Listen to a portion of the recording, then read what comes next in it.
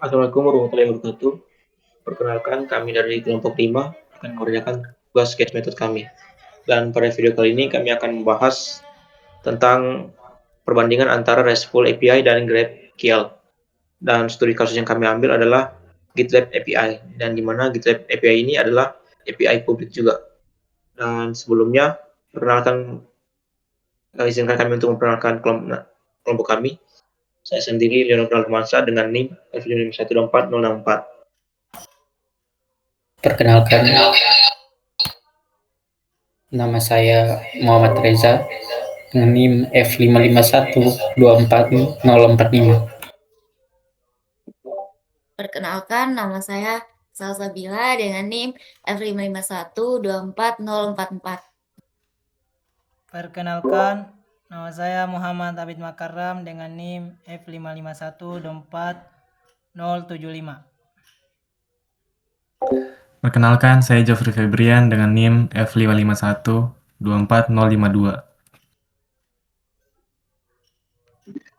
Oke, untuk pembahasan awal, pada slide pertama itu akan dibahas oleh teman saya, yaitu Jofri Febrian. Perkenalkan, saya Jofri Febrian dengan NIM F551-24052. Jadi saya akan menjelaskan di bagian latar belakang. Perkembangan aplikasi web menuntut sistem pertukaran data antar klien dan server yang efisien serta fleksibel. REST API menjadi pendekatan umum karena bersifat stateless dan mudah diimplementasikan pada arsitektur berbasis HTTP.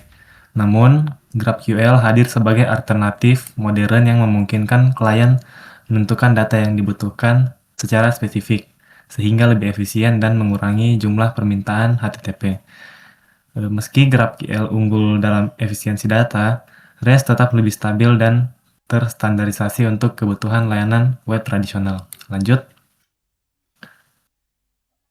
Kita lanjut ke prinsip dasar RESTful API dengan prinsip dasar GraphQL.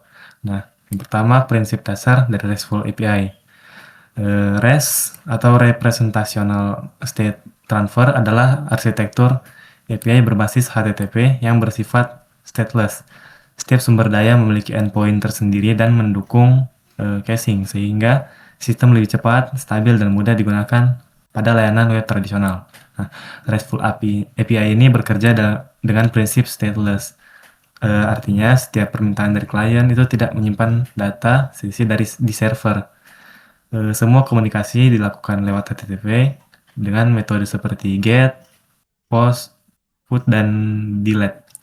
Setiap data, misalnya user, project, atau isu, itu punya endpoint unik, sehingga mudah diakses dan untuk mempercepat respon.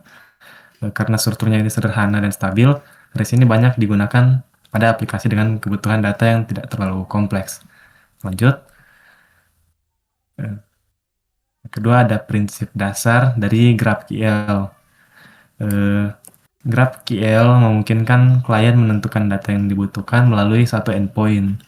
Dengan strongly typed schema, arsitektur ini menghindari overfetching dan underfetching, serta efisien untuk sistem microservice microservice yang kompleks.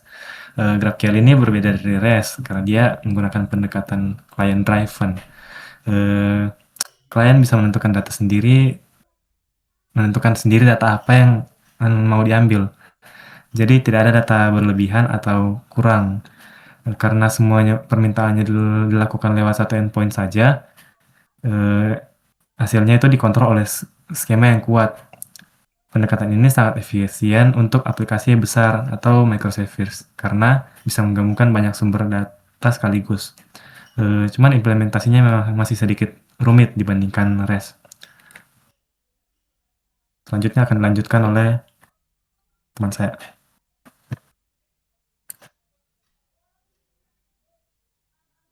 Nama saya Mansa dengan NIM F5512404.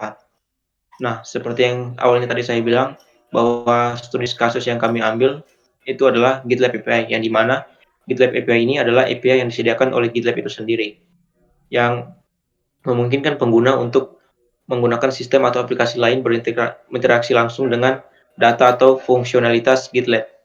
Nah, Untuk arsitektur yang dipakai oleh GitLab ini adalah RESTful API dan GraphQL, di mana REST API ini digunakan untuk operasi yang bersifat langsung atau terstruktur, seperti membuat proyek, mengelola isu, menambahkan pengguna, dan lain-lain. Kalau GraphQL API sendiri itu digunakan untuk mengambil dan memanipulasi data yang lebih kompleks dengan cara yang lebih efisien. Misalnya mengambil data proyek, commit, isu sekaligus tanpa banyak request. Selanjutnya akan dijelaskan oleh teman saya.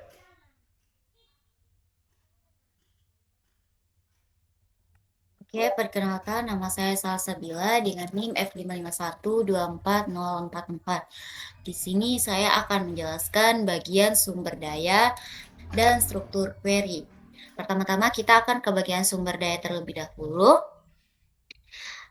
Bisa dilihat antara REST dan GraphQL ini sangat-sangat berbeda ya. Yang pertama itu kita ke bagian REST terlebih dahulu. Di REST ini dia memakai model sumber daya terpisah setiap data. Jadi setiap datanya itu berdiri sendiri dan harus diakses lewat endpoint masing-masing. Maksudnya itu kayak setiap data itu maksudnya kayak di sini kita ada 2 contoh nih.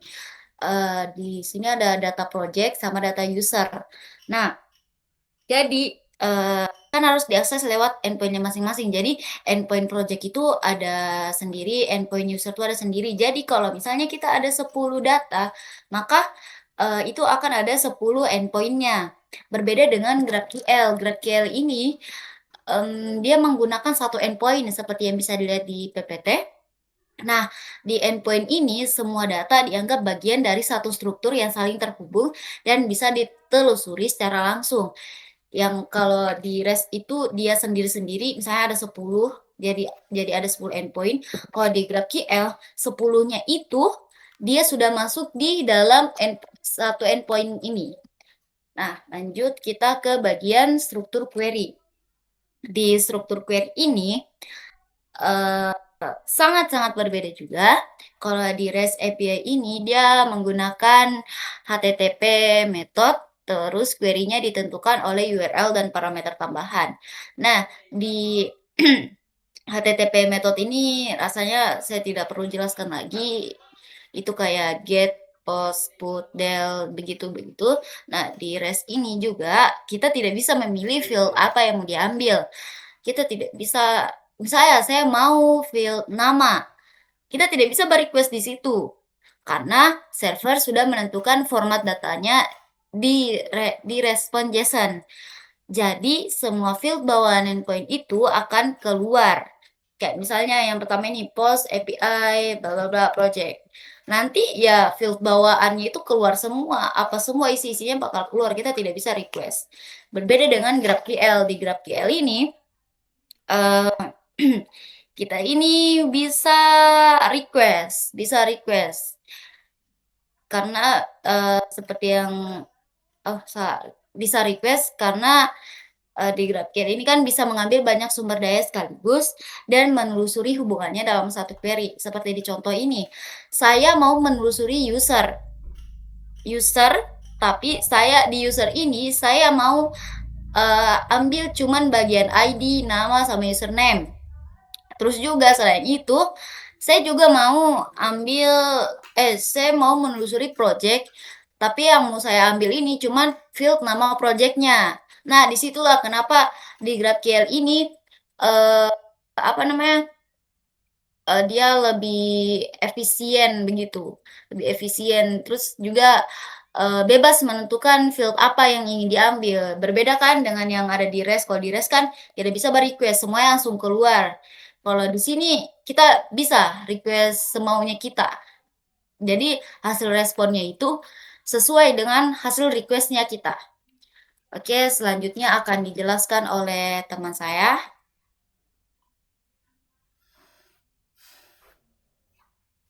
Oke, terima kasih atas kesempatannya. Perkenalkan, nama saya Muhammad Reza dengan NIM F551244045. Nah, pada kesempatan kali ini saya akan menjelaskan tentang caching. Nah, bagian perbandingannya dari caching itu sendiri, kita akan membahas pertama RESTful. Nah, pada RESTful API sendiri, dia itu menggunakan caching standar HTTP seperti cache control. Dan juga dia itu datanya disimpan berdasarkan URL dari endpoint. Dan dia juga itu mudah diimplementasikan lewat browser, proxy maupun CDN. Oke, next.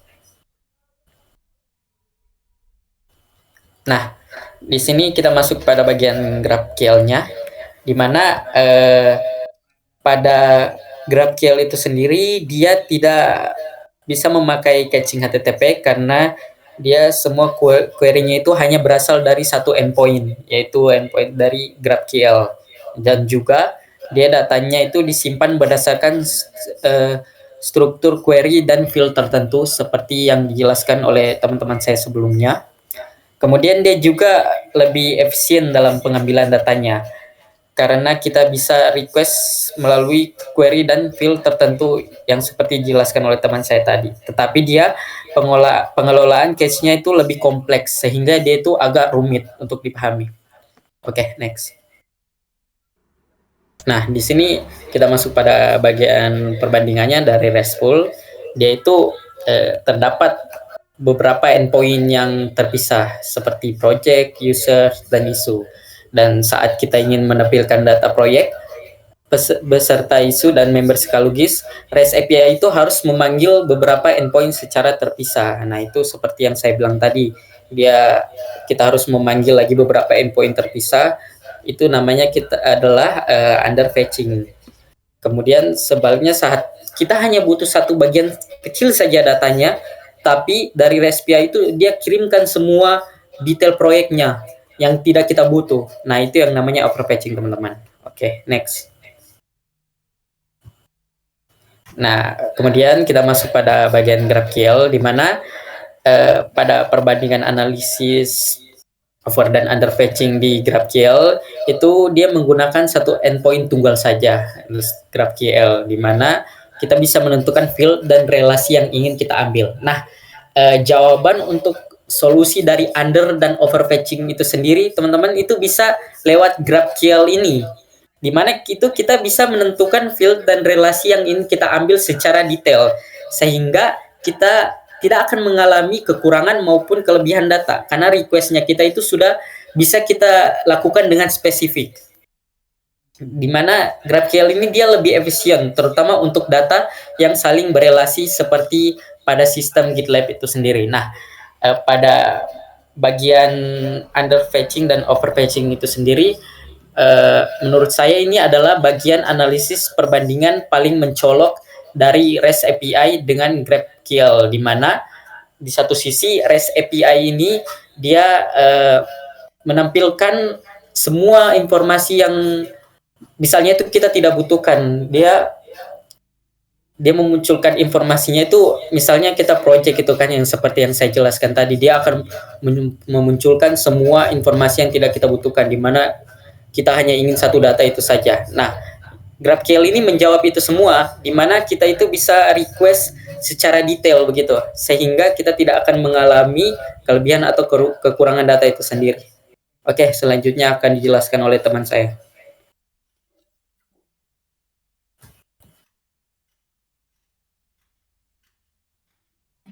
Oke, perkenalkan nama saya Renu Palmansa dengan NIM F5512404. Nah, pada slide kali ini kita membahas terkait dengan versioning. Untuk RESTful API pada GitLab API ini, untuk versinya itu memakai sistem versi sekuensial, yang dimana dia hanya menyantumkan nomor versinya saja, yaitu V4. Dan selama perubahannya masih kompatibel, nomor versinya itu tidak akan diubah. Itu maksudnya apa? Kan di dalam GitLab API ini terkadang ada beberapa perubahan-perubahan yang dilakukan, mulai baik itu perbaikan bug, peningkatan performa, ataupun perubahan struktur respon, maupun menghapus endpoint atau menambah endpoint. Nah, perubahan-perubahan ini ada yang berpengaruh pada nomor versinya, ada juga yang tidak. Yang tidak berpengaruh itu bagaimana? Itu perubahan-perubahan kecil, seperti perbaikan bug, peningkatan performa, penambahan endpoint. Itu tidak akan berpengaruh pada nomor versinya. Jadi ketika itu dilakukan, itu tidak akan merubah nomor versinya. Tapi kalau yang mau merubah itu yang perubahan besar, yaitu ada menghapus endpoint, mengubah struktur respon, mengganti cara autentikasi. Jadi perubahan besar ini yang dapat mempengaruhi nomor versinya itu. Jadi kalau ketika dilakukan perubahan besar ini, otomatis nomor versinya akan diubah juga. Next. Selanjutnya itu versioning GraphQL. GraphQL itu adalah tidak memakai versi yang eksplisit, jadi dia versionless. Tapi dia menggunakan konsep evolusi skema, artinya pembaharuannya menggunakan struktur skema GraphQL. Jadi seperti perubahan field atau perubahan data itu dilakukan di dalam struktur skema GraphQL. Next. Selanjutnya itu ada security. Nah, pada RESTful API itu menggunakan beberapa lapisan keamanan, yaitu autentikasi, otorisasi, HTTPS, rate limiting, dan audit log. Nah, untuk autentikasi sendiri itu ada beberapa token yang disediakan oleh GitLab API, yaitu Personal Access Token, OAuth Token, Project Access Token, Group Access Token, dan Job Token. Nah, next. Dan untuk GraphQL sendiri kurang lebih menerapkan mekanisme keamanan yang sama. Cuma ada beberapa tambahan, yaitu field level authorization dan query complexity control. Yang dimana field level authorization itu adalah keamanan data per field. Artinya dalam struktur skema itu ada beberapa field yang hanya bisa diakses oleh orang-orang tertentu saja, jadi tidak bisa diakses oleh publik. Yang kedua itu adalah query complexity control. Ini konsepnya hampir sama dengan rate limiting, cuma yang dibatasi itu adalah query-nya. Jadi tujuannya supaya performa server itu dapat berjalan dengan baik. Sekian dan akan dilanjutkan oleh teman saya.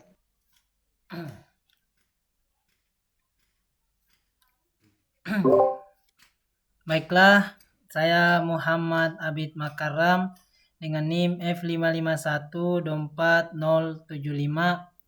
akan menjelaskan perbandingan antara REST-API dengan GraphQL yang kita akan fokus kepada kelebihan, kekurangan, dan relevansi penggunaan. Next.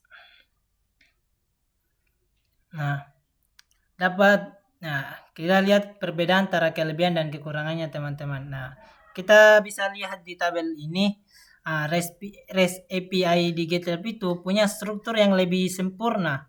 Jadi mudah dipakai untuk permintaan dasar seperti membuat data atau membaca data. Tapi kalau butuh data kompleks, REST sering butuh beberapa permintaan. Kalau GraphQL itu sebaliknya, lebih fleksibel, bisa ambil banyak data dalam satu query, tapi struktur query-nya lebih rumit. Nah, contohnya itu, kalau kita mau ambil data project dan semua isu yang ada dalam GitLab, REST itu harus memanggil dua endpoint, yaitu project dan isu. Sedangkan GraphQL cukup satu query dan hasilnya bisa menampilkan keduanya sekaligus. Next. Baiklah, kita akan lihat perbedaannya di relevansi penggunaan. Nah, di GitLab, REST API itu tetap digunakan untuk tugas-tugas sederhana seperti membuat isu atau memperbarui project. Sedangkan GraphQL biasanya digunakan untuk integrasi yang kompleks. Misalnya saat UI di GitLab butuh menampilkan banyak data sekaligus. Baiklah. Next.